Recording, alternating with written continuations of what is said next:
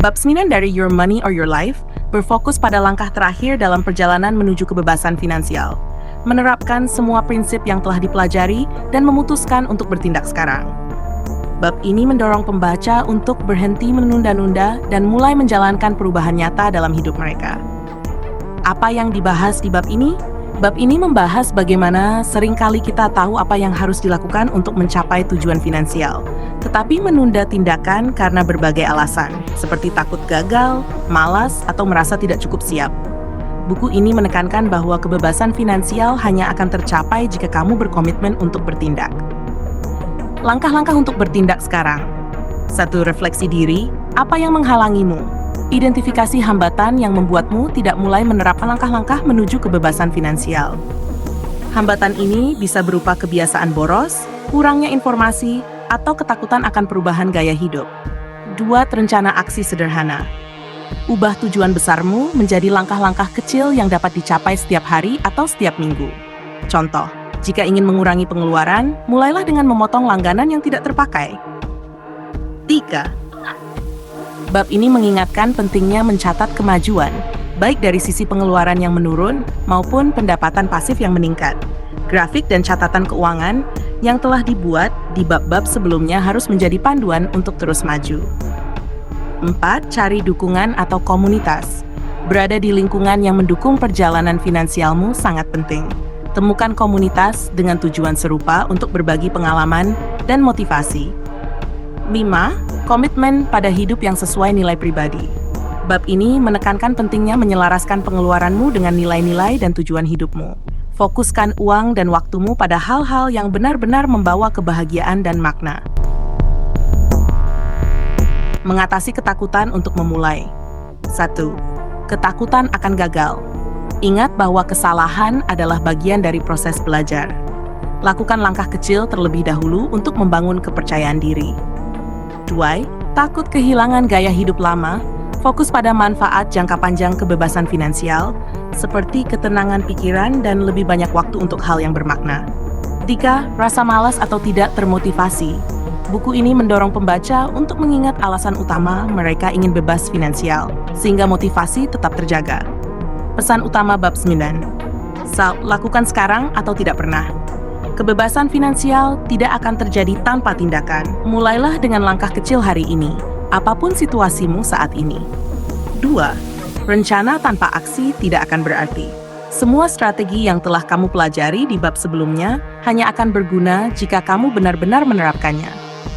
Hidupmu akan berubah dengan konsistensi. Tidak ada perubahan instan, tetapi dengan konsistensi dan dedikasi, kebebasan finansial adalah sesuatu yang dapat dicapai oleh siapa saja. Kesimpulan bab 9 dalam bahasa sederhana. Bab ini adalah ajakan untuk bertindak sekarang. Jangan hanya membaca, merencanakan, atau bermimpi tentang kebebasan finansial. Mulailah melakukan perubahan kecil dalam hidupmu. Fokus pada langkah-langkah nyata, dan jalani prosesnya dengan konsisten. Intinya, sekarang atau tidak pernah, kebebasan finansial ada di depan mata, asalkan kamu berani mengambil tindakan hari ini.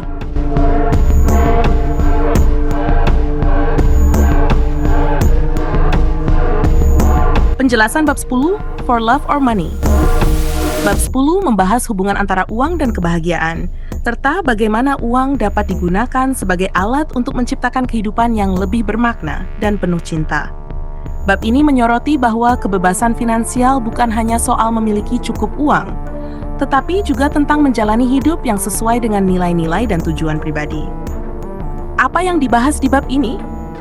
1. Uang dan kebahagiaan. Buku ini mengajak pembaca untuk merenungkan bagaimana uang digunakan dalam hidup mereka. Apakah uang digunakan untuk hal-hal yang benar-benar penting, atau hanya untuk mengejar kepuasan sementara? Kebahagiaan sejati tidak berasal dari memiliki lebih banyak uang, melainkan dari menggunakan uang untuk hal-hal yang bermakna. 2. Uang sebagai alat, bukan tujuan. Uang seharusnya menjadi alat untuk mencapai tujuan hidup, bukan menjadi tujuan itu sendiri. Dengan pemikiran ini, pembaca diajak untuk mengalihkan fokus dari mengejar uang ke mengejar kehidupan yang mereka inginkan.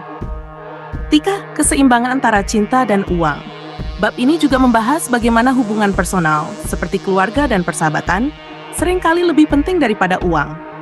Ketika kebebasan finansial tercapai, Uang bisa menjadi alat untuk memperkuat hubungan ini, misalnya dengan menyediakan waktu lebih banyak untuk orang-orang terkasih.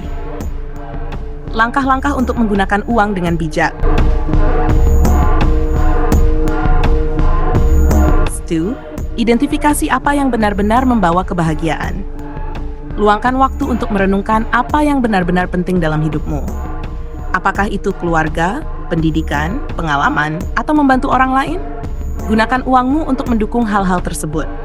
2. Berinvestasi dalam hubungan, bukan barang. Alih-alih membeli barang-barang mewah, gunakan uangmu untuk menciptakan pengalaman yang memperkuat hubungan, seperti liburan bersama keluarga atau menghadiri acara penting. 3. Berbagi dengan orang lain. Memberi kepada orang lain, baik melalui donasi atau membantu teman dan keluarga, seringkali memberikan kebahagiaan lebih besar daripada menghabiskan uang untuk diri sendiri. 4. Tetap setia pada nilai pribadi. Hindari tekanan sosial untuk menghabiskan uang pada hal-hal yang tidak sejalan dengan nilai-nilaimu. Fokuskan pengeluaranmu pada hal-hal yang mencerminkan siapa dirimu sebenarnya. Pesan utama bab 10. Uang harus digunakan untuk meningkatkan kehidupan, bukan menguasai hidup.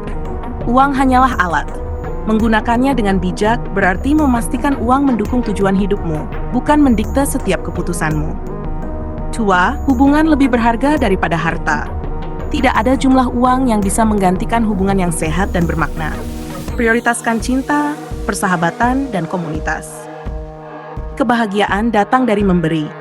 Ketika kamu membagikan sebagian dari kekayaanmu, baik dalam bentuk uang atau waktu, kamu akan merasakan kebahagiaan dan kepuasan yang lebih besar.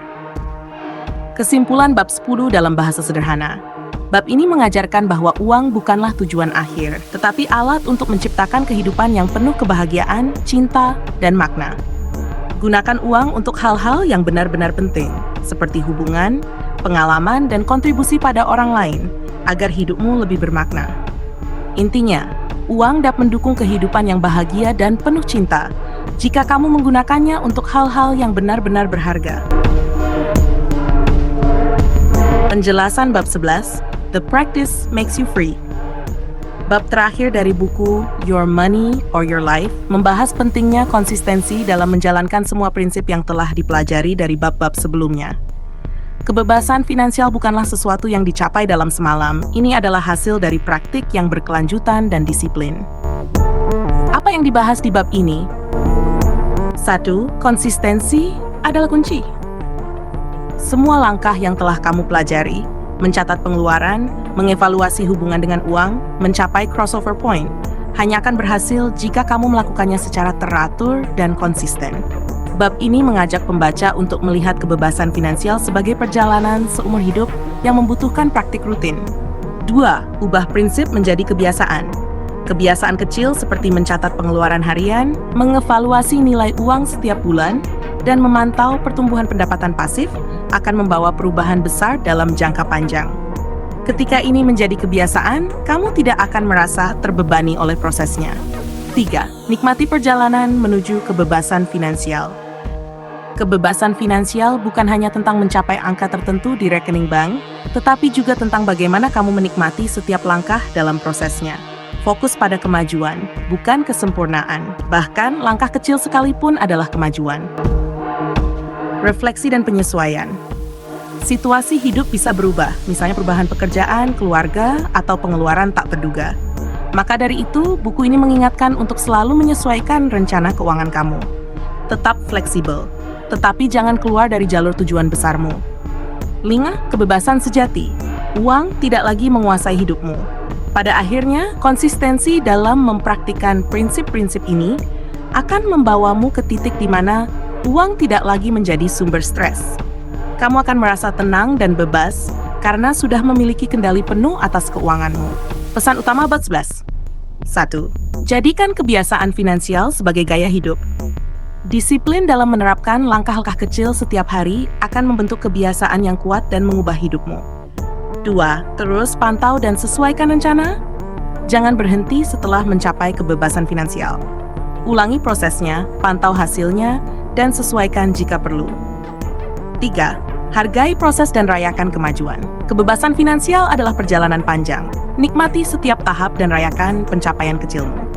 Kesimpulan bab 11 dalam bahasa sederhana. Bab ini adalah pengingat bahwa kebebasan finansial bukan hanya tujuan, tetapi sebuah perjalanan. Dengan konsistensi, disiplin, dan kemauan untuk beradaptasi, kamu bisa mencapai hidup yang bebas secara finansial. Kuncinya adalah menjadikan prinsip-prinsip dari buku ini sebagai kebiasaan sehari-hari. Intinya, teruslah berlatih, teruslah menerapkan, dan kebebasan finansial akan menjadi milikmu. Jangan berhenti di tengah jalan. Nikmati prosesnya dan raih kebebasan sejati.